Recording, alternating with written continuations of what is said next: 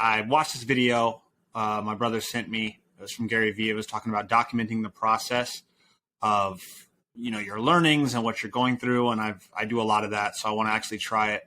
I'm also trying this new thing in order to create consistent content, basically writing them down as questions and then answering the questions so that I'm more, it's basically more casual, or just I'm more comfortable when doing it. So in that case, I'm going to probably start off reading the question and then answering it. I do have some bullet points on the answers, but we'll see how it goes. So what are you working on right now? First bullet point is figuring out a way to consistently create content while working a full-time job. So that also includes time management. So I guess within everything, I've really been focusing on the time management and a kind of a methodology for timekeeping. So I've been working on this time management system called Agile Life Management, in which I basically divide a day into blocks. There are 2-week increments. Inside those, above those 2-week increments, you're planning for basically three months of the year, so quarters. And within that, I'm trying to make sure I have time, create consistency. So having days that I continue consistently record, or that I consistently edit, things like that. So besides that, because I've been working on that for quite some time, and I think I've kind of got that down packed, and I'll elaborate more in another episode. But besides that, I've really been working on building community and giving value. And what I want to do with that is I feel like that's really been the missing piece of the puzzle for growing brands. I do feel like a lot of brands and ways of communicating with people are transitioning away from current marketing, like the way marketing is being run currently, like where you just run Facebook ads and you get a million people to come to your site. I really feel like people in general are starting to connect more with a community or with brands that speak to them or have a connection to them, in which case I've been learning a lot more about community, around like getting people to join your community and what value you offer to people in order to get community. I've been doing quite a bit of breakdown around that and certain types of value and different pieces of content that can create value, just all kinds of philosophies around that. So ideally, I'm able to use that understanding to help grow some of my brands. Some is like the UX design education, Wheat, my recipe and recommendation community platform, Royal Montague, a clothing brand. So that's really what I've been working on recently. And so what are your thoughts on community? So like I said a little bit in the clip before, or the question before, to me, I feel like community is really changing the way people interact. And we've seen examples of successful communities within fitness. I really feel like a lot more is shifting to that. If you notice, there are a lot of brands that have outreach and do things for better causes, in which they're able to grow the community.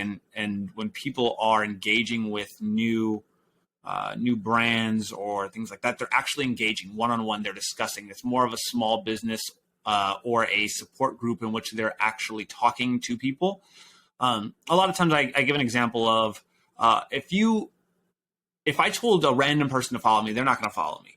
But if I tell someone I know to follow me, they'll probably follow me because I know them, right? We have a connection. We share a connected passion, whether it's just knowing each other and having a relationship, or we have aligned on some kind of passion. We have some similarities or something interests us. We have a form of connection, which now it's easy to follow each other and connect and share content that the other person will be interested in comparison to a random stranger that's just saying, hey, I have shirts, right?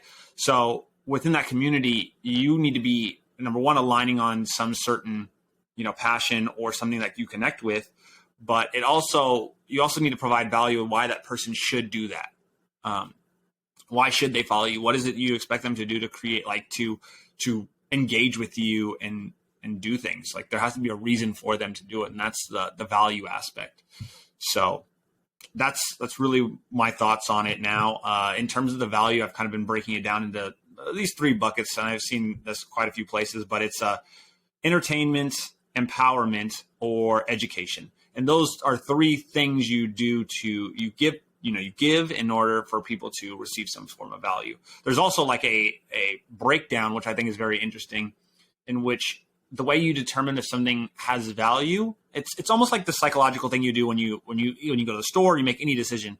But it's if the benefit is greater than the cost, then you'll consider it valuable, or you'll see some value involved in it. So an example is you go to the store, right? You see something's on sale. It was $10, now it's $7. So in your mind, you're thinking the cost was $10. But right now, since there's a sale, there is the benefit of it. The current price is less than you would normally buy it at full price, in which case you consider it valuable, you may buy it.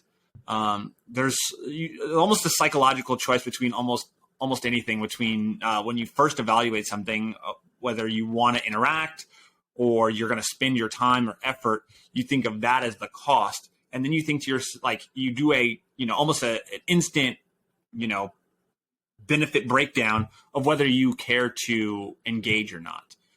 If someone approaches you like a solicitor, and if they don't attract you in the next couple seconds, then the cost of your time or interest or focus exceeds the benefit you expect them to provide for you. In which case you'll say, sorry, I'm not interested.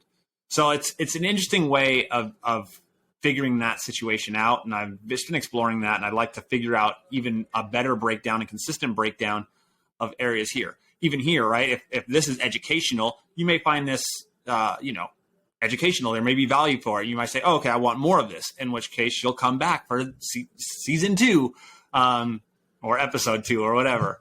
But if you don't, you're just like, this guy's just rambling. The cost of your time won't outweigh the benefits, in which case you're just going to be like, I'm done with this. So those are just some areas I've been exploring more recently. A lot of the areas I've been exploring them, I've been reading this book, People Powered.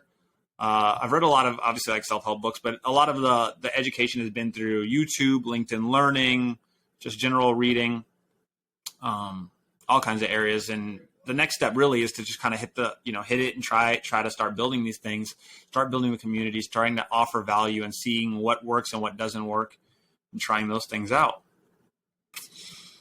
And that's the plan. And that's what I'm currently working on. And that is my first attempt at this. Let me know what you guys think, if you thought this was valuable or not, if the interview question style was a good idea or not. Just let me know what you think. All right. I appreciate all you guys' comments and feedback. So I'll talk to you guys later.